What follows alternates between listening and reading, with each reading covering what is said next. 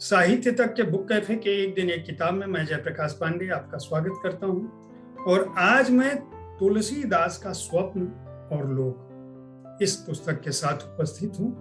इसके लेखक हैं ज्योतिष जोशी। ज्योतिष जोशी का जन्म 6 अप्रैल 1965 को हुआ। आपने हिंदी से स्नातकोत्तर दिल्ली यूनिवर्सिटी से किया, दिल्ली विश्वविद्यालय से, जवाहरलाल नेहरू विश्वविद्यालय से पीएचडी ली और साहित्य, कला और संस्कृत के ख्यात आलोचक के रूप में सक्रिय हैं। बहुत सारी किताबें लिख चुके हैं। किताबों का नाम अगर लूंगा तो यह कार्यक्रम का बड़ा हिस्सा उन नामों को सुनाने में जाएगा। यह तुलसीदास का स्वप्न और लोक उनकी हालिया पुस्तक है, जिसे उन्होंने 2 साल के श्रम में गहन अध्ययन और शोध के बाद तैयार किया। इस शोध को करने का उनको अवसर संस्कृत मंत्रालय, भारत सरकार, नई दिल्ली की वरिष्ठ फेलोशिप से भी प्राप्त हुआ, जो 2017-18 के दौरान उनको मिली थी। उस दौरान उन्होंने जो शोध किया वही पुस्तक के रूप में अब प्रकाशित हुआ है। यह पुस्तक कई मायनों में अनूठी है। अयोध्या में भगवान राम का मंदिर बन रहा है।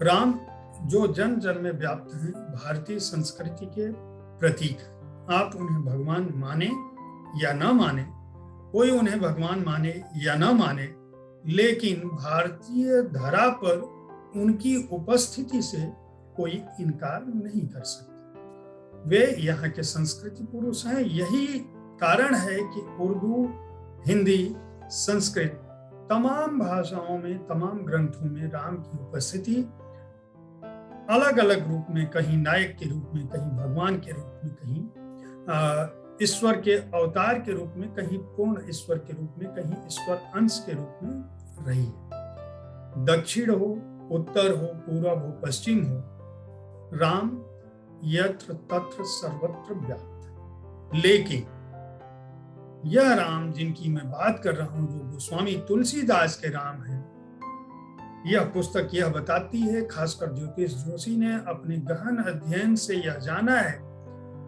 कि राम की सर्वव्यापकता को तुलसीदास के रामचरितमानस ने जन जन के मन में जिस तरह स्थापित किया, वैसा पहले कभी नहीं हुआ। तुलसी के रामचरितमानस से राम हर घर में पहुंचे, अपनी पूरी मर्यादा के साथ, एक भगवान के रूप में, एक ईश्वर अवतार के रूप में नहीं, बल्कि मर्यादा पुरुषोत्तम के रूप। वह पुरुष जिसकी मर्यादा ऐसी हो कि वह पुरुषों में उत्तम। गोस्वामी तुलसीदास का स्वप्न उसी राम के राम राज्य का था। राम राज्य की जो उनकी परिकल्पना है, या कलियुग की जो उनकी परिकल्पना है, वह परिकल्पना अभी भी पूरी दुनिया के लिए अबुझ है। राम राज्य बैठे त्रैलोका हर्षित भये, गए सब सुख। पूरा खंड ज्योतिष जोशी ने तुलसीदास की उस व्याप्ति की ओर, तुलसीदास द्वारा श्री राम के चरित्र की ओर और रामचरितमानस के विभिन्न कालखंडों की ओर उन्होंने उद्धरण के साथ यह समझाया है कि तुलसी को उनके अपने रूप में समझा नहीं गया। तुलसी की परिकल्पना रामचरितमानस को लेकर भले ही स्वांतः सुखाई थी, लेकिन वे उस राज्य की कल्पना कर रहे थे जिसमें कोई दुखी नहीं। वे एक साथ राजा का कर्तव्य लिख रहे थे, एक साथ इंसान का कर्तव्य लिख रहे थे, एक साथ भाई का कर्तव्य लिख रहे थे, माँ का लिख रहे थे, पत्नी का लिख रहे थे, पिता का लिख रहे थे, गुरु का लिख रहे थे, शिष्य का लिख रहे थे, नगरी संस्कृति का लिख रहे थे, गांव का लिख रहे थे। जन जन के बारे में, इस समाज का जो आदर्श है वह कैसा होना चाहिए, इसकी बात कर रहे थे। ज्योतिष जोशी ने उदाहरणों के साथ समझाया है कि जो लोग आधुनिक हिंदी कविता की बात करते हैं, उन्होंने अपनी भूमिका में ही स्पष्ट कर दिया है कि भारतीय संस्कृति पर जो भी बात हो वह गोस्वामी तुलसीदास के बिना नहीं हो सकती, और कोई भी कविता, दुनिया का कोई भी ग्रंथ रामचरितमानस की बराबरी नहीं कर सकता। वे बाकायदा तुलसीदास के समय और समाज से अपनी बात शुरू करते हैं। वे पूर्ववर्ती इतिहास की बात करते हैं कि भारतीय समाज में उस समय किस तरह से बहु विवाह प्रथा प्रचलित थी, बहुपत्नी प्रथा प्रचलित थी, किस तरह से भूख के चलते कलियुग का वह इस तरह का माहौल था, इस तरह का समय था कि लड़कियां बेची जा रही थी, खरीदी जा रही थी।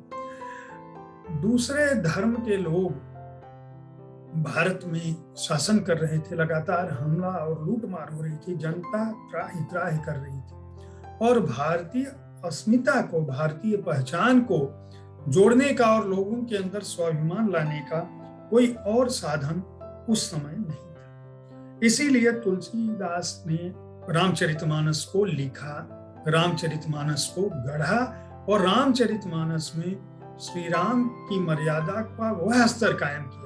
ज्योतिष जोशी ये भी कहते हैं कि केवल श्री राम का नहीं बल्कि रामचरितमानस के जितने भी पात्र हैं वे अपने आप में, यहाँ तक कि रक्ष संस्कृति, राक्षस कुल के होते हुए भी उनके अंदर, जैसे भाई की बात हो तो कुंभकर्ण यह जानता था कि उसकी हत्या हो जाएगी, लेकिन उसने भाई का साथ नहीं छोड़ा। अलग अलग खंडों में तुलसीदास का समय और समाज, उसमें उन्होंने पूर्ववर्ती अवधारणा की बात की है कि कैसा समय था। सामाजिक जीवन में जो आदर्श व्यवस्था हो सकती है उसकी बात कर रहे हैं।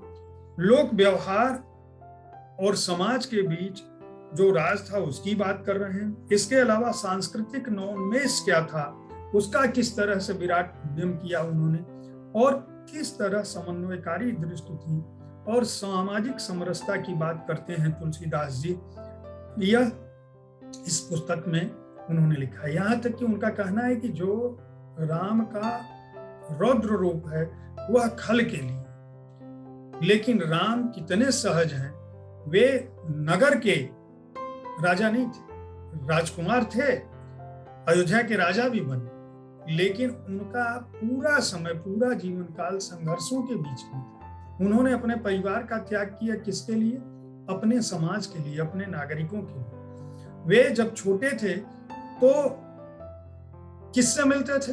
आम जन से मिलते। जब अयोध्या के महल में थे, उन्होंने रक्षा करने के लिए किसके पास गए? विश्वामित्र जी के साथ गए, तो वहां भी वे जंगल जंगल भटके। क्यों? क्योंकि ऋषियों की, उनके पूजा की रक्षा हो सके। राजा जनक के दरबार में भी वे नगर घूमने निकले थे, नगर के लोगों से मिल रहे थे, राजकुमारों के बीच नहीं थे, महफिल नहीं जमा रहे थे, राजमहल के बीच नहीं थे।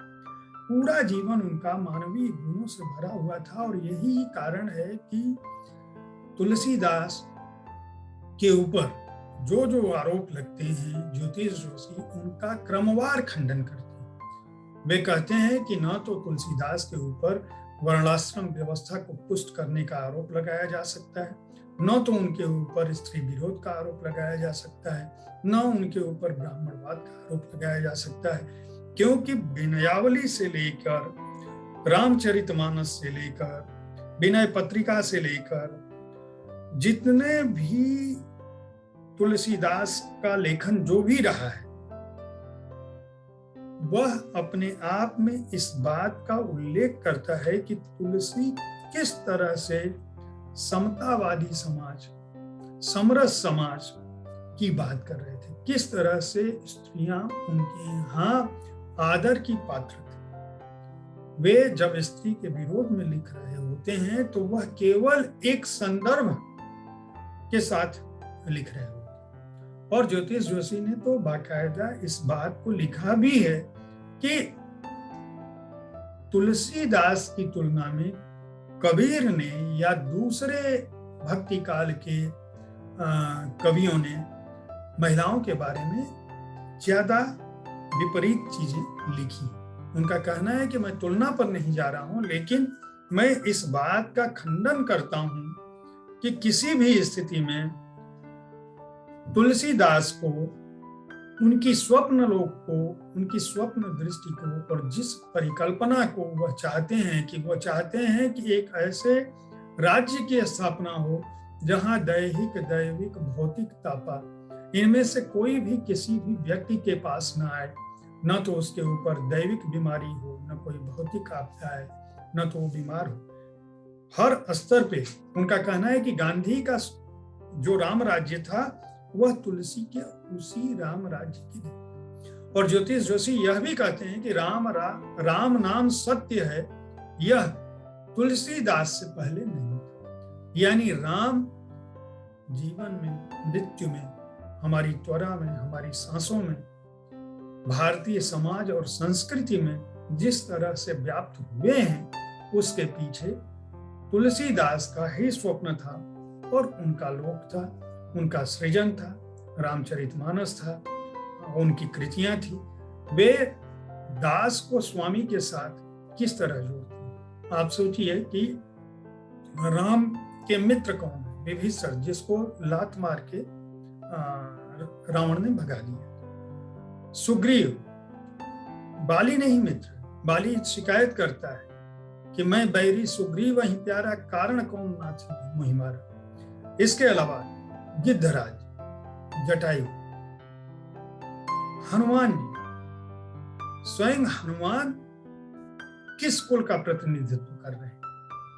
वे कोई नागर संस्कृति का प्रतिनिधित्व नहीं कर रहे। राम तो राजा थे, उनकी मित्रता उन्हीं लोगों से होनी चाहिए, लेकिन वो सबरी के पास जाते हैं, वो आश्रम में ऋषियों के पास जाते हैं, पूरे समय घूमते रहते हैं। तो यह पुस्तक तुलसीदास को देखने की एक नई दृष्टि देती है। हाल के दिनों में तुलसीदास पर इतनी अच्छी पुस्तक नहीं आई है।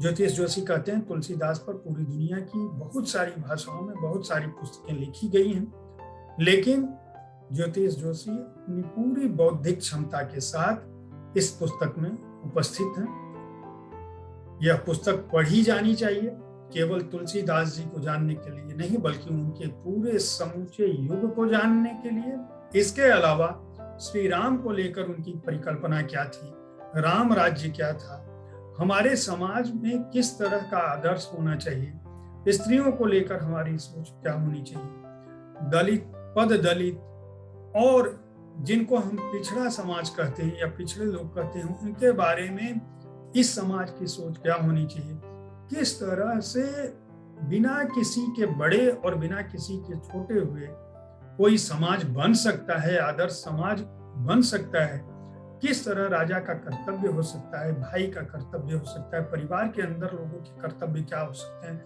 समाज का आपसी संबंध क्या हो सकता है, पति पत्नी, बेटे, पिता, बहन, भाई, इनके संबंध क्या हो सकते हैं, इन सभी के बारे में यह पुस्तक तुलसीदास से लेकर वर्तमान समय की तुलना के साथ बौद्धिक, सामाजिक, सांस्कृतिक आधार पर नई जानकारी देती है और आपके ज्ञान को पुष्ट करती है। इस पुस्तक के प्रकाशक हैं सेतु प्रकाशन।